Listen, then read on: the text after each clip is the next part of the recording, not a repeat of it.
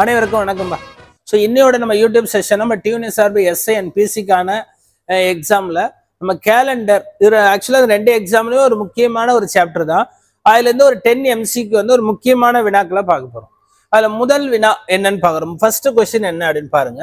ஒரு 800 இயர்ஸ்ல எத்தனை லீப் இயர் இருக்குன்னு கேட்குறாங்கப்பா. ரைட்டா? நம்ம லீப் இயர்னா ஜென்ரலாக 4 இயர்ஸ் ஒன்ஸா. அப்போ 800 4ஆல டிவைட் பண்ணி 200 ஃபார் 200 கூட ஆப்ஷன் கொடுக்கலாம். அப்படி சால்வ் பண்ணக்கூடாது. ஜென்ரலா ஒரு 100 இயர்ஸ்ல எத்தனை லீப் இயர் இருக்கும் அப்படின்னு பாத்தீங்கன்னா 24 லீப் இயர்ஸ் தான் இருக்கும்பா ஒரு 100 வருஷத்துல. ஏன்னு பாத்தீங்கன்னா நமக்கு 400ஆல டிவைட் பண்ணக்கூடியது தான் செஞ்சுரியில லீப் இயர்னு சொல்லுவாங்கப்பா. ரைட்டாப்பா? ஜென்ரலா லீப் இயர்னா 4ஆல டிவைட் ஆகணும். நூற்றாண்டு செஞ்சுரியா இருந்தா 400ஆல வகுப்படணும்பா. அப்ப எதெல்லாம் செஞ்சுரியில நமக்கு லீப் இயர்ஸ்னா 400 800 இது மட்டும்தான் நமக்கு என்ன ஆகும்னா லீப் இயர் நமக்கு கொடுக்கும்பா செஞ்சுரியில. ரைட்டா? இப்ப நம்ம ஐடியா சொன்னா இப்போ 1ல இருந்து இப்ப 96 வருஷத்துல எத்தனை லீப் இயர் இருக்கும் அப்படின்னா 24 லீப் இயர் இருக்கும்பா. ஆனா 100வது வருஷம் லீப் ஆண்டு கிடையாது. அதனால ஒரு 100 வருஷத்துல 24 லீப் இயர் தான். அப்ப 800 வருஷத்துல எத்தனைன்னு பாத்தீங்கன்னா 24 ஒரு 100 இயர்ஸ்ல. அப்ப 800 இயர்ஸ்னா இன்ட்டு 8. ரைட்? அப்ப 100 வருஷத்துல 24னா அப்ப 800ல 24 × 8 பண்ணுங்க 192. இதோட எக்ஸ்ட்ராவா ஒரு 2 லீப் இயர் சேரும். அது எதுல சேருனாப்பா இப்பதான் நான் உங்களுக்கு சொன்னேன்.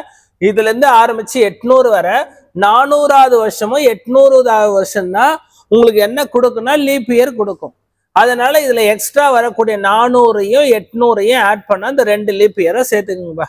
ஆக மட்டும் 194 அப்படின்னு நம்ம பார்க்கிறோம். ரைட்டுங்களா? அடுத்த கேள்வி போலாமா? இதுல என்ன சொல்றான்னு பாருங்கப்பா.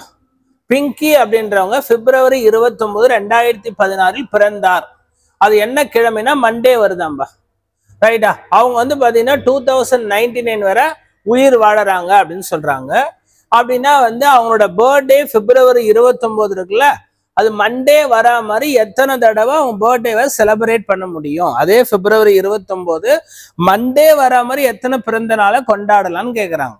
நம்ம என்ன லாஜிக்னாப்பா, லீப் இயர்ல அதே கேலண்டர் எத்தனை இயர்ஸுக்கு ஒரு முறை ரிப்பீட் ஆகுனா 28 ஆண்டுகளுக்கு ஒரு முறை அதே கேலண்டர் ரிப்பீட் ஆகும்பா. 2016 பிறந்தாங்களா, அப்ப 28 வருஷத்தை கூட்டினா 2044 பிப்ரவரி 29 மண்டே தான் வந்திருக்கும்.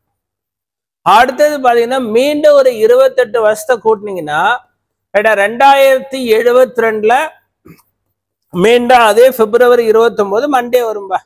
72ஓட 28 கூட்டினீங்கன்னா நமக்கு 2100ன்னு வந்துருக்கும். 2100 வராது. ஏன்னா அவங்க சொன்னது 2099 தான் உயிர் வாழறாங்க. ஆகவே இதோட ஆன்சர் வந்து 2பா. ரைட்டா? அப்ப மண்டே அப்ப அவங்க எத்தனை முறை செலிப்ரேட் பண்ணிருக்கலாம்? பிப்ரவரி 29 மண்டே வராம 2 முறை அவங்க பர்த்டேவை செலிப்ரேட் பண்ணிருக்கலாம். அப்படி பாக்குறோம். அப்போ என்ன கான்செப்ட்பா, லீப் இயர்ல 28 இயர்ஸுக்கு ஒரு முறை அதே கேலண்டர் ரிப்பீட் ஆகும் அப்படின்ற பாயிண்ட பார்த்து வச்சு. இது ஒரு சிம்பிளான கொஸ்டின் தான்பா. சதீஷ் அப்படின்றவரு புக்கை என்னைக்கு படிக்கிறாருன்னா சண்டே அன்னைக்கு படிக்கிறார். சுதா என்ன சொல்றாங்கன்னா அனிலுக்கு ஒரு நாளைக்கு முந்தைய தினத்துல படிக்கிறாங்க அப்படின்றாங்க. ஒரு நாளைக்கு முன்னாடியே படிக்கிறாங்க. ஆனா சுதா வந்து சதீஷுக்கு அப்புறம் 4 நாளைக்கு கழிச்சுதான் படிக்கிறாங்க. அப்போ சதீஷ் என்னப்பா சொன்னா சண்டே அன்னைக்கு படிச்சா சுதா அதுல இருந்து 4 நாட்கள் கழித்து 4 நாட்களுக்கு பிறகு சண்டேவோட 4 ஆட் பண்ணும். அவ்வளவுதான். 4 நாட்கள் கழித்துனா +4. அது தாண்டி யோசிக்க. ஒரு நாள் கழித்துனா +1 பண்ணணும். 2 நாள் கழித்துனா 2 கூட்டணும். அப்ப சண்டேவோட 4 நாள் கூட்டினா மண்டே, டியூஸ்டே, வெட்னஸ்டே, தர்ஸ்டே எழுதியாச்சா? அப்ப சுதா என்னைக்கு புக்கை படிக்கிறாங்க அப்படின்னா ரைட்டாப்பா வியாழக்கிழமை அன்னைக்கு அந்த புத்தகத்தை படிக்கிறாங்கப்பா. ஓகேங்களா? அதுக்கு என்ன சொல்றாங்கன்னா சுதா அனிலுக்கு ஒரு நாள் முந்தைய தினத்துல படிக்கிறாங்களாம். அப்ப அனில் அந்த புத்தகத்தை என்னைக்கு படிப்பாங்க அப்படின்னு பார்த்தா ஃப்ரைடே அன்னைக்கு படிப்பாங்கப்பா. ஃப்ரைடேவோட ஒரு நாளைக்கு முன்னாடி தான் சுதா வியாழக்கிழமை படிக்கிறான்னு கண்டுபிடிச்சிட்டோம். அப்ப அனில் வந்து ஃப்ரைடே அன்னைக்கு தான் அந்த புத்தகத்தை படிப்பாம்பா. ரைட் பா. அடுத்த கேள்வி பாருங்கப்பா. Last day of the century. இதுல ஆக்சுவலா கால்குலேஷன் சொல்லணும்பா. இப்ப 100 இயர்ஸ்ல எத்தனை லீப் இயர் ஆர்டினரி இயர் அது ஆட் டேஸை மாத்தினா 5 ஆட் டேஸ் வரும். நம்ம 5 ஆட் டேஸ்னா அது என்ன சொல்லணும்னா ஃப்ரைடேன்னு சொல்லுவாங்க. 200 வருஷத்துல எவ்வளவு வரும்னா 5 + 5 10.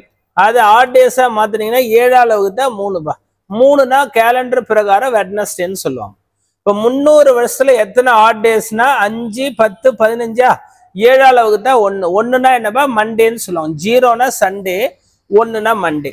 400 வருஷம்னா என்னப்பா லீப் இயரா 15 + 5 20 ஒரு லீப் இயர்னால ஒரு எக்ஸ்ட்ரா 21 21 7ஆல் வகுத்தா 0 0னா சண்டேபா. அப்போ எதுலாம் நமக்கு வந்து last day of the century 4 நாட்கள் தான் வரும்பா. ஆர்டரா சொல்லுங்க. மண்டே ஒரு நாளை விடுங்க, வெட்னஸ்டே ஒரு நாளை விடுங்க, ஃப்ரைடே ஒரு நாளை விடுங்க, சண்டே. இதெல்லாம் last day of the century possible. அப்ப எதெல்லாம் வராதுப்பா? டியூஸ்டே வராது, தேர்ஸ்டே வராது, ஃப்ரைடே வராது. இதெல்லாம் last day of the century cannot be. அப்ப என்ன கேட்கிறான்? ஒரு நூற்றாண்டின் கடைசி நாள் என்னவா இருக்கும் அப்படின்னு கேட்டிருக்கான். வெட்னஸ்டேவா இருக்கும். ரைட்டா? இப்ப என்னவா இருக்காதுன்னு கேட்டானா டியூஸ்டே தேர்ஸ்டே ஃப்ரைடே இருக்காது அப்படின்னு சொல்லிடலாம். ரைட். எந்த 2 மாதங்கள் ஒரே கேலண்டரை பெரும் பெறாது அப்படின்னு கேள்வி கேட்டாங்கன்னா அதுக்கு என்ன ஐடியா அப்படின்னாப்பா, இப்ப நம்ம செப்டம்பர் டிசம்பர் இருக்குல்லப்பா, இது ஆக்சுவலா ஒரு இயர்ல செப்டம்பர் டிசம்பர் சேம் கேலண்டர் தான். எப்படின்னா இப்ப செப்டம்பர் என்னப்பா 30 நாட்களை கொண்ட மாதமா, அக்டோபர் 31, நவம்பர் 30, அப்படியே ஒரு கோடை போடுங்க, டிசம்பர் இங்க எழுதுங்க. இப்ப இது 30னா நீங்க என்ன பண்ண 7ஆல் வகுத்தீங்கன்னா 4 28 போட்டு ஆட் டேஸ் 2ன்னு சொல்லுவாங்க. ஞாபகம் வச்சுங்க. 30னா 2, 31னா 3பா. ரைட்டா? இதை எழுதுங்கப்பா. இதுவும் 2பா. இதை கூட்டினா 7ன்னு வந்தா அதே நாளதமா பெறும். அப்ப செப்டம்பர் மாசமும் டிசம்பர் மாசமும் சேம் தான், ஒரே கேலண்டர் தான் எப்போது எல்லா வருஷமும் கொடுக்கும். ரைட்டா? இதே மாதிரி செக் பண்ணீங்கன்னா நமக்கு எது மட்டும் வராதுன்னா ஏப்ரல் ஜூலை மட்டும் வராதுப்பா. ஏன் வராது அப்படின்னு பார்த்துடலாமா? எது வரலன்னு பார்க்கலாமா? ஏப்ரல் ஜூலை கரெக்டா இல்லைன்னு பார்த்துலாமா? March November correct, September December correct, June October தான் வராதுன்னு நினைக்கிறேன். சரி, வெரிஃபை பண்ணிடலாமா? ஏப்ரல் என்னப்பா 30னா 2ன்னு எழுதுங்க, மேனா 3ன்னு எழுதுங்க, ஜூனா 2. ரைட்டா? இப்ப அப்படியே எழுதுங்க. இதை ஆட் பண்ணா 7 வருதாப்பா. இதுவும் கரெக்டு தான்பா. ரைட்டா? அப்ப ஜூன் அக்டோபர் தான் நமக்கு வந்து சேம் கேலண்டர் கிடையாதுப்பா. ஒரு வெரிஃபிகேஷன் பண்ணிடலாமா? ஜூன்னா என்ன பண்ணுதுன்னா 3, ஜூலை அப்படின்னா ஜூன்னா 2, ஜூலைனா 3, ஆகஸ்ட்னா 3, செப்டம்பர் 2, ஒரு கோடு போட்டு அக்டோபர் எழுதுங்க. இதை கூட்டினா நமக்கு 7 14 வருதுன்னா வரலப்பா. அப்போ இது ரெண்டும் சேம் கேலண்டர் கிடையாதுப்பா. அப்ப ஞாபகம் வச்சுங்கப்பா, ஒரு இயர்ல எதெல்லாம் சேம் கேலண்டர்னா 3 பேர் தான். April July March November September December, இந்த 3 பேர் தான் ஒரே மாதங்க. அதாவது என்ன சேம் கேலண்டரா இருக்கும். இப்போ மார்ச் 1ல இருந்து 31 என்ன வருதோ அதே தான் நவம்பர் 1ல இருந்து 30 வரை சேமா இருக்கும். இதான் விஷயம்பா. எப்படி வெரிஃபை பண்ணணும்னு சொல்லி கொடுத்துருக்கேன்.